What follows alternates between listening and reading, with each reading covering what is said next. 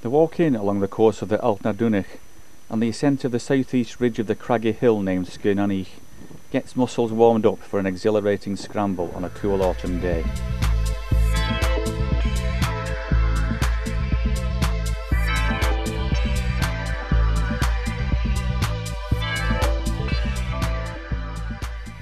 Over the rocky summit of Skye, a short climb down a cracked and wrinkled gabbro slab opens up the scrambling to Clach-Glas and to Blaven beyond.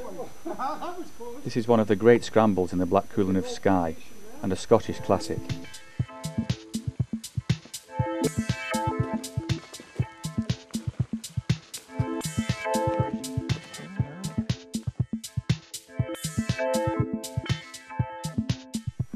A narrow col must be crossed before the foot of the north ridge of Clach-Glas is reached. It is the first of a succession of prominent notches cutting across the ridge, which are the result of basalt or dolerite dikes being eroded more quickly than the gabbro into which they were intruded.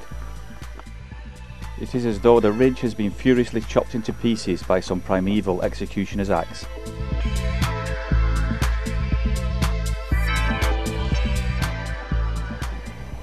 The dark gabbro rocks that make up the bulk of the Cuillin are renowned for their frictional quality. It is a hard volcanic rock whose softer minerals have weathered more rapidly, leaving the resistant minerals behind to form a rough surface. The result is a rock that is a favourite amongst scramblers and rock climbers.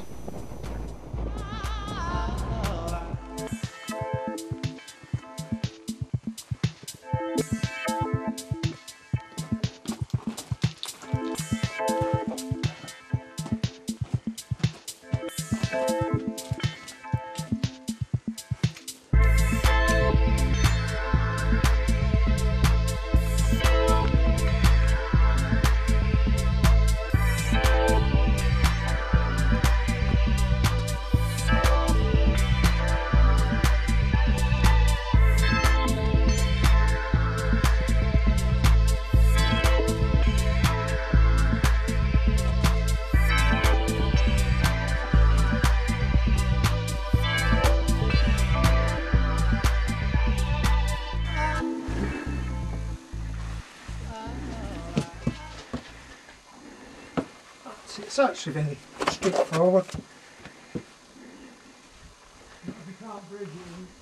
It's okay, the holes are all there. As long as you remember to use them on the back wall behind you. Otherwise it's probably a bit severe.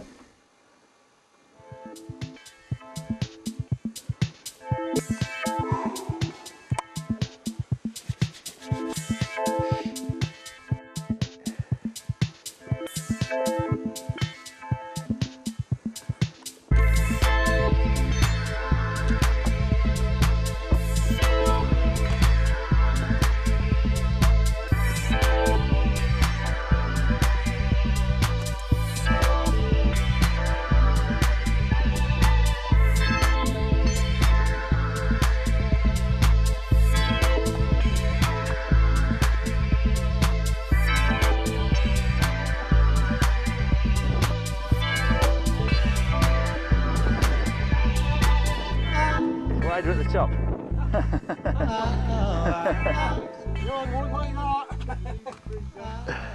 That's excellent. Great scramble. 3 hours.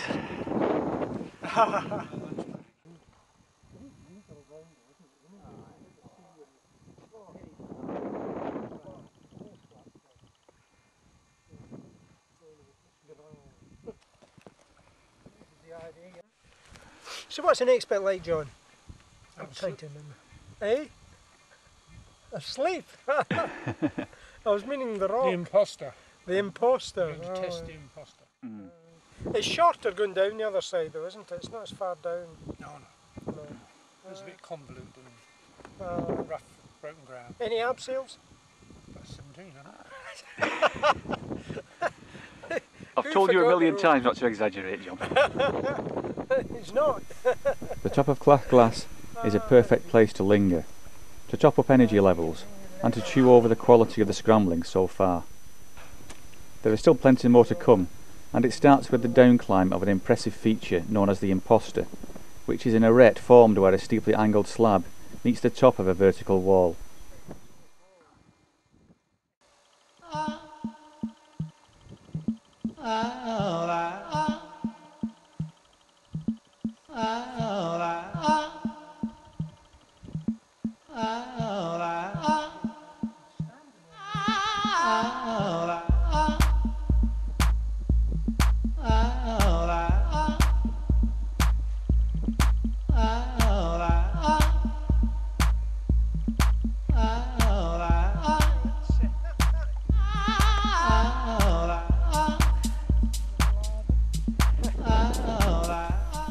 The south ridge of Clach-Glas is now level for a short distance, before another downclimb into a gully and reascent of the final pinnacle.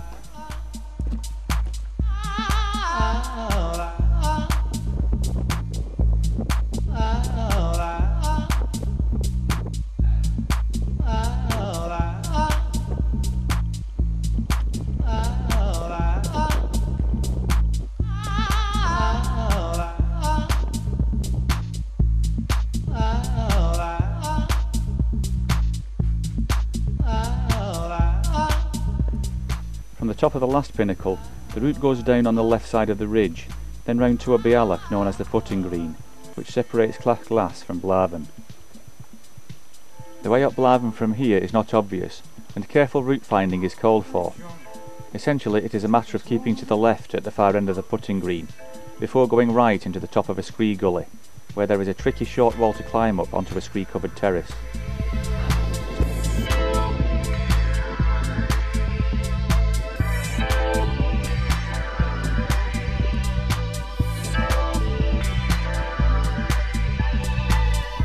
Stepping up at the top of the wall requires care, as the rubble is perched precariously at the edge.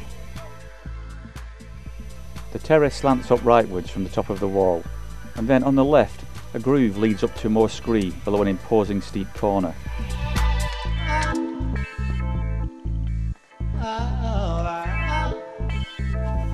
The corner is actually easy to climb than first impressions suggest.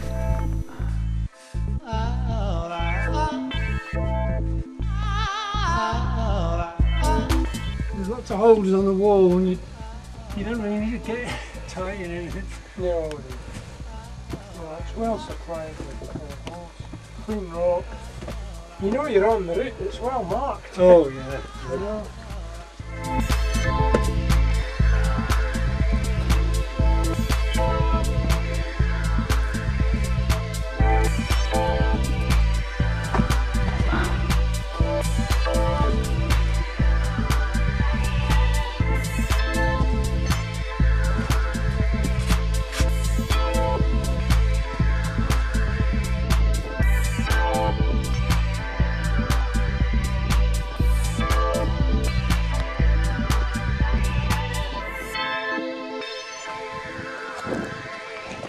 I was saying to Jim, this is the best way of doing the traverse, so it's this way round. Oh yes. You're more sure of where you're going. Better, but you get better climbing pitches, you know, I mean, you're not going to climb down the chimney, you know what I mean. The difficulties are now completed, and only a straightforward walk up to Blaven's summit is left to finish off the traverse.